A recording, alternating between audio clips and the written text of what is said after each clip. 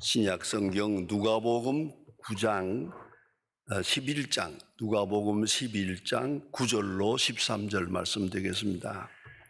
신약 성경 112면입니다. 112면 누가복음 11장 9절로부터 봉독하게 됩니다. 이 계시의 말씀을 봉독할 때에 다 함께 하나님의 음성을 들으실 수 있기를 바랍니다.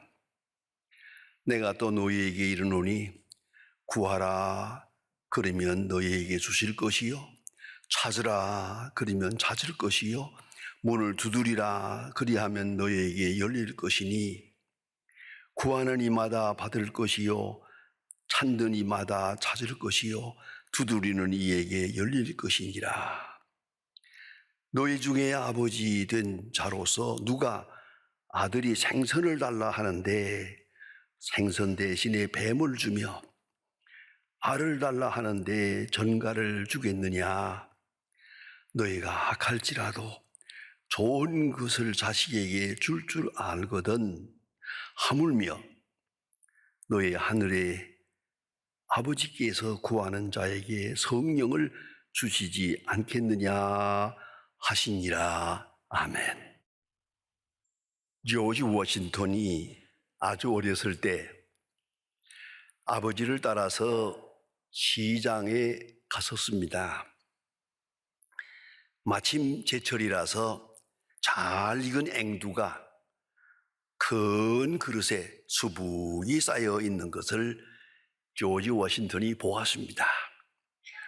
그런 앵두 앞에서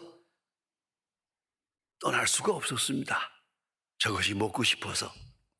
거기에 우두커니 서 있는데 이것을 보던 가게 주인 할아버지가 얘야 너 저 앵두 먹고 싶으냐?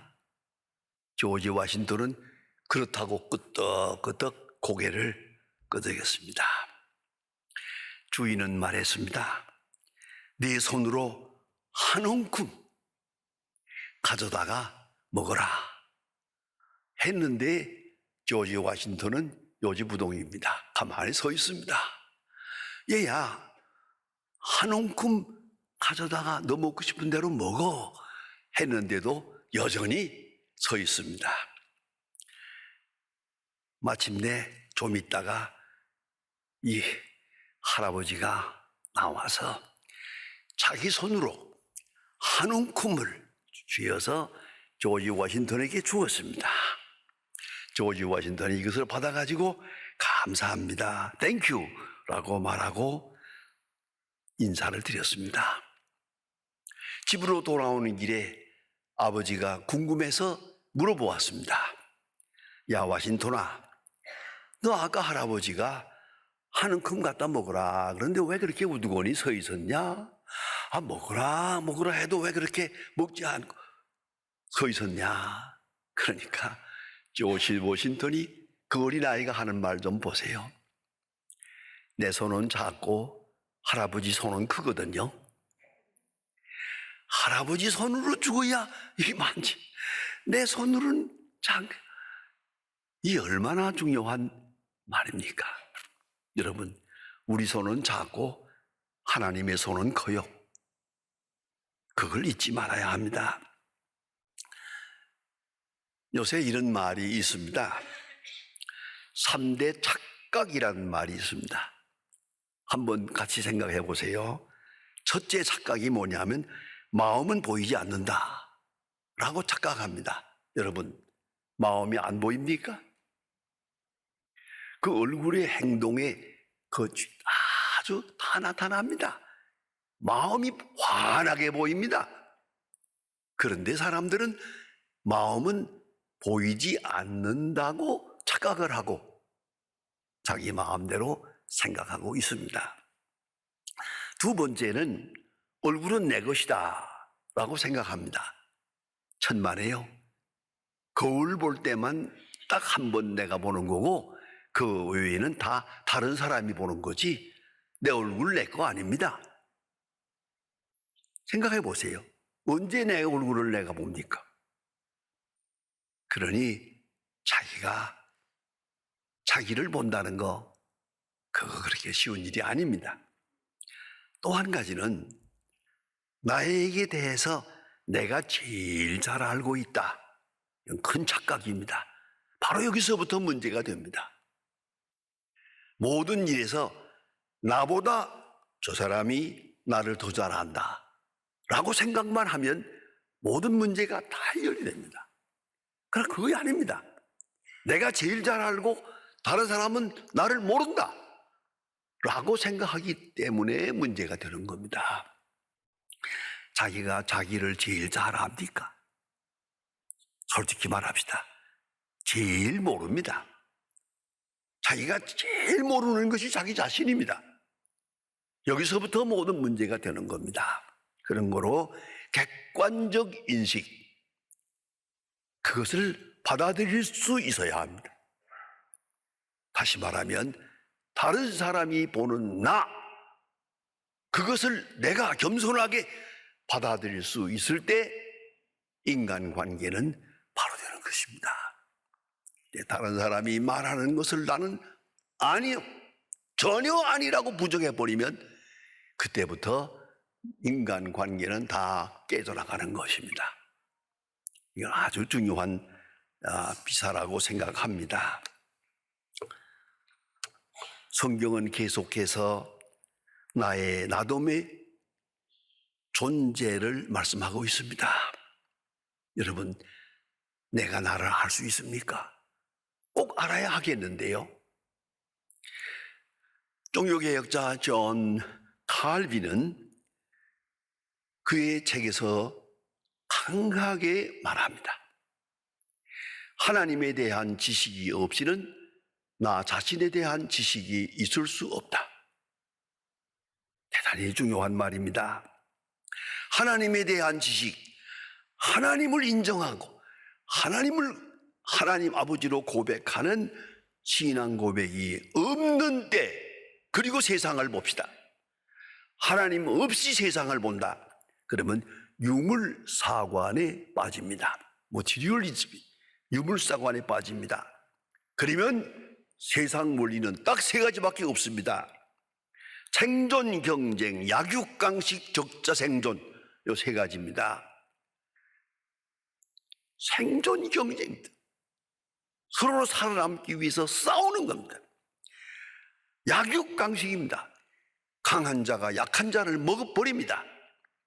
동물의 세계에서 보는 것처럼 약육강식, 그리고 적자 생존, 없습니다. 이거 외에 아무것도 없습니다. 이거 외에 더 사줄 것이 없습니다. 그런 이것은 무서운 재앙입니다. 그것이 공산주의요, 그것이 유물상관이요, 그것이 사람들의 잘못된 철학이요, 윤리요, 도덕이요, 그게 됩니다. 이렇게 보면요, 엄청난 결과가 옵니다. 동물과 사람이 똑같습니다. 같은 서열에 있는 겁니다. 누가 더 강하냐 약하냐만 남아있을 뿐입니다. 이 얼마나 놀라운 일입니까? 이것이 바로 문제입니다. 그래서 유물상관에 빠졌던 분, 이런 분이 뒤에 책을 썼어요. 이모당 씨가 책을 쓴 걸 보니까 재미있게 썼어요. 자기가 하나님 없이 살아날 때 동물원을 방문했더니 동물에서 거기 침판지도 있고 그 원숭이도 있고 다 있잖아요. 그걸 보면서 생각하기를 네가 내 할아버지냐? 라고 생각했다는 거예요. 그래서 유물상관을 버리고 탕자가 돌아오는 것처럼 하나님을 찾고 보니까 그때 가서야 내가 소중한 존재임을 발견하게 되었다. 이모당 씨가 이렇게 고백합니다. 여러분, 깊이 생각해야 합니다. 하나님에 대한 바른 지식 없이는 나 자신을 알 수가 없습니다. 내 존재를 알 수가 없습니다. 여러분, 너무나도 중요한 비유를 예수님께서 말씀하고 계십니다. 탕자가 집을 나갑니다. 아버지가 세상 떠나기 전에 유산을 내라고 합니다. 내게 올 몫을 주세요. 그리고 그는 모름지기 아버지가 많이 했겠지요. 그러나 그는 뿌리치고 고향을 떠납니다. 허랑방탕해서 많은 재산을 다 없이 하고 거지가 되고 심지어는 돼지 치는 집에 가서 주역에 그것을 주워 먹으면서 배를 채우려고 합니다. 아주 고생을 합니다. 그리고 마침내 아버지 집을 생각합니다. 우리 아버지 집에는 부군도 많고 일꾼도 많고 음식도 넉넉하고 풍부한데 나는 여기서 줄여 죽는구나 생각합니다. 탕자가 돌아왔지만은 사실 생각하면 회개하고 아버지를 생각하고 돌아온 것 같지 않아요?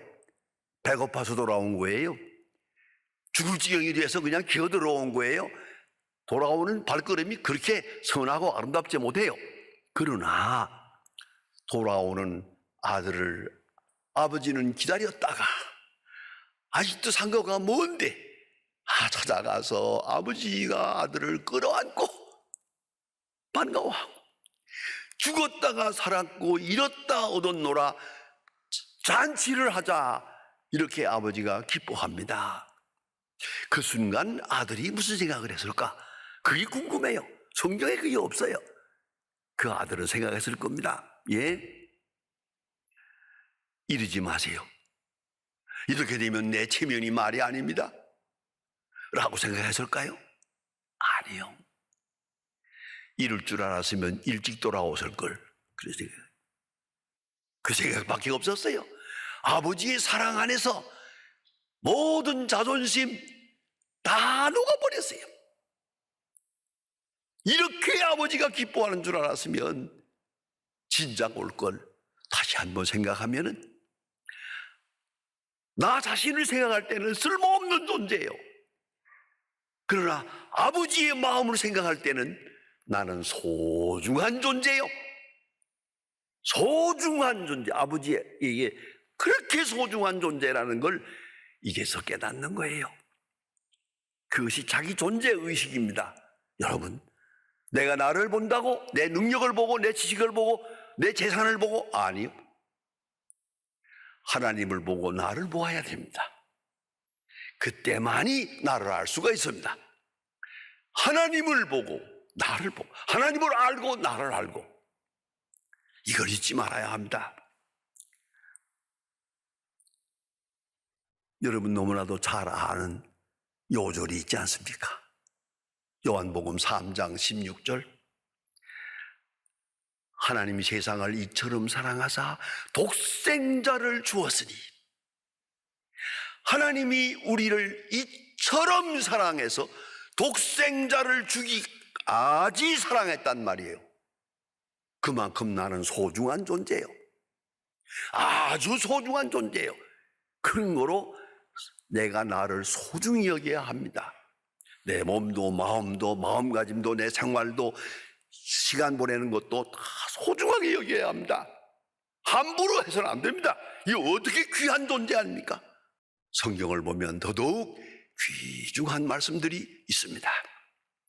로마서 8장 32절입니다. 사도 바울의 위대한 고백입니다. 자기 아들을 아끼지 아니하시고 우리 모든 사람을 내어주시니가 어찌 그 아들과 함께 모든 것을 은사로 주지 아니하시겠느냐. 여러분, 내가 잘 되고 못 되고 받고 못 받고 다시 한번 생각해 보세요. 아들을 아끼지 아니하시고 십자가에 내어주시니가 어찌 안 주시겠느냐. 당연히 주실 거죠. 당연히 받을 거죠. 믿고 그 속에서 나를 생각해 보세요. 내 존재가, 내 시간이 얼마나 소중한 것입니까? 예? 이걸 같이 의식을 분명히 해야 됩니다. 그 속에 나의 존재가 있습니다. 모든 것을 주실 것입니다. 주시지 않을 이치가 없습니다. 능력도 있고 지혜도 있으니까. 그렇다면 우리는 받았다는 걸 잊지 마세요. 받고 있다는 걸 잊지 마세요. 나는 그만큼 소중한, 아주 소중한 존재라는 걸 항상 확인하고 살아가야 합니다. 그런데 문제가 있습니다. 때때로 우리는 우리 스스로 생각하기를 내가 사랑받지 못하는가 보다, 사랑받을 만한 가치가 없는가 보다 라고 낙심하고 절망하고 같이 절망할 때가 있거든요. 이에 대해서 성경은 분명히 말합니다. 히브리 12장 7절입니다.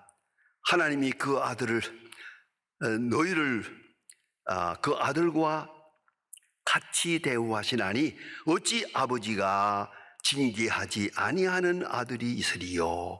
징계는 다 받을 것이오늘 징계가 없으면 사생하여 참 아들이 아니니라. 문제는 여기에 있습니다. 우리가 징계처럼 느끼는 사건들이 있거든요. 실패가 있고 질병이 있고 혼란이 있고 어려움이 있습니다. 확실히 있습니다. 그러면 이 고난 속에서 생각할 것이 뭡니까? 이것도 하나님의 사랑이요. 생각하는 데는 더 큰 사랑이요. 집을 나가겠다는 아들을 나가라고 내버려 두는 아버지 사랑하요. 그러나 그 아들을 기다리고 있는 아버지 큰 사랑이요. 돌아올 때 환영하는 아버지 그건 더 큰 사랑이요. 이걸 잊지 말아야 합니다. 징계 속에 하나님의 사랑이 있습니다. 이것을 진노적 사랑이라고 합니다. Restful love.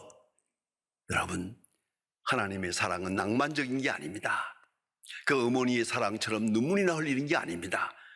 구체적이고 현실적이고 확실하고, 그리고 사건 속에서 사람이 되기를 기다리만 하지 않습니다. 사람을 만듭니다. 만들어갑니다. 그것이 하나님의 능력이요, 하나님의 지혜요, 하나님의 구체적인 사랑입니다. 이걸 잊지 말아야 합니다.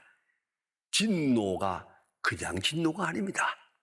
그 속에 하나님의 사랑이 숨어 있습니다. 진노 속에서 하나님의 사랑을 느껴야 합니다. 여러분 잘 아시지 않습니까? 참으로 참된 효자는 아버지의 징계를 받으며 감사합니다. 매를 맞으며 감사할 수 있어야 됩니다. 징계 속에 있는 하나님의 참사랑을 의식하지 못한다면 그건 그리스도인이 아닙니다. 구약 성경에 보면 더더욱 절절한 말씀이 있습니다. 저는 언제나 이 성경을 읽을 때마다 가슴이 뜨겁고 아픕니다. 이사야서 1장 5절입니다.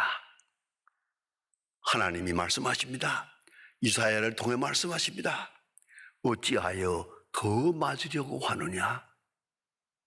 너희들이 잘못되기 때문에 사랑하는 내가 너희를 징계할 수밖에 없다.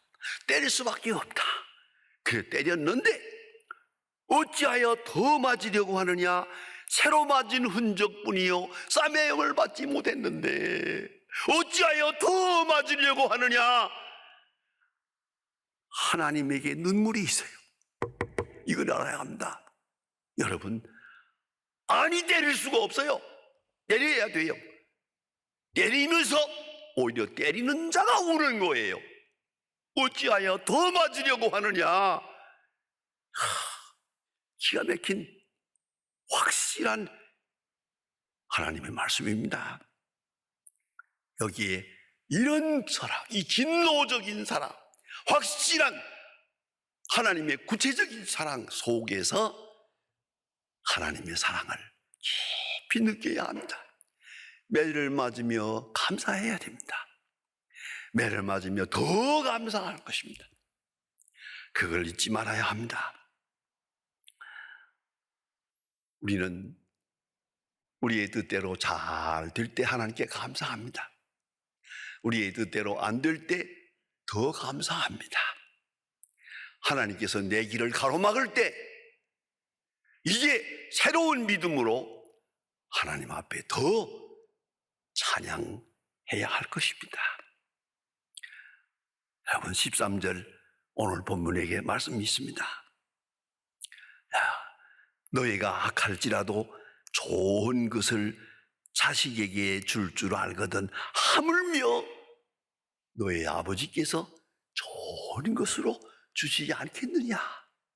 우리의 본성이 그렇습니다. 우리 부모의 본성이 자식에게는 좋은 것으로 그렇게 줄 알거든. 이게 바로 우리가 경험하는 세계예요. 그런데 하물며 하나님께서 안 주시겠느냐? 그렇다면 우리는 어찌 받아들여야 되겠습니까?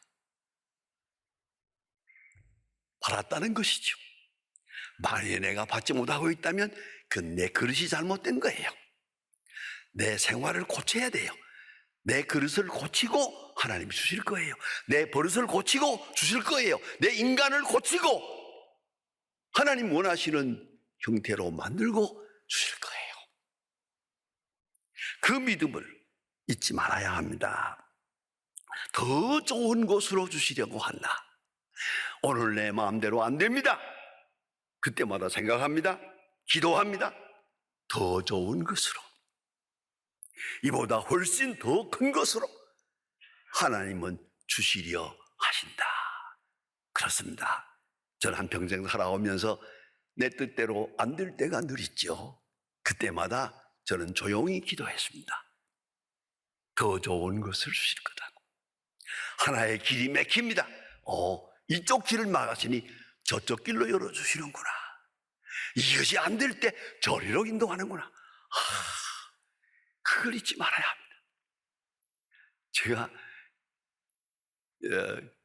77년에 미국에서 공부를 마치고 한국에 나왔을 때 가족들이 있으니까 부지런히 나오긴 나왔지요. 하지만은 아주 막연해요. 길이 열리질 않아요. 꽉 막혔어요. 이거 얘기하는 이것도 안 되고 저것도 안 되고 저것도 안 되고. 한경직 목사님을 만났는데 한 목사님 말씀이, 이 사람아 그렇게 아무 계획도 없이 덜렁 한국에 돌아오면 어떡하나? 믿음으로 산다는 게 뭔데요? 하나님이 인도해 줄 줄 알고 내가 한국에 도착하면서 맨 처음에 오라는 데를 하나님이 부르시는 곳으로 갈리려 함. 그렇게 마음먹고 왔습니다. 했더니 한 목사님 껄껄 웃으면서 그 믿음은 좋은데 말이야 걱정하시더라고요. 그리고 모든 길이 다 막히는 줄 알았는데 엉뚱한 데로 갔지. 그리고 소망교회를 세우게 됩니다. 이것도 저것도 다 안 되기 때문에 소망교회를 세운 겁니다. 내가 본래 바랬던 대로 여기서 오라고 저기서 오라고 하는 그대로 갔더라면 내 운명은 전혀 달라집니다. 내가 가져던 길을 가로막고 더 넓은 곳으로, 하나님이 원하시는 곳으로 인도하고 계시다는 걸 알아야 합니다. 여러분, 현실 속에서 우리가 뜻대로 안 되는 일을 많이 맞습니다. 건강을 원하는데 질병이 있고, 성공을 원하는데 실패가 있고, 더 좋은 길이 있어지기 바라는데 배신을 당하고, 무너지는 현실을 보면서 절망하겠지만 인간 궁극에서 하나님은 당신의 능력, 당신의 지혜를 나타내 주십니다. 여러분 꼭 잊지 말아야 합니다.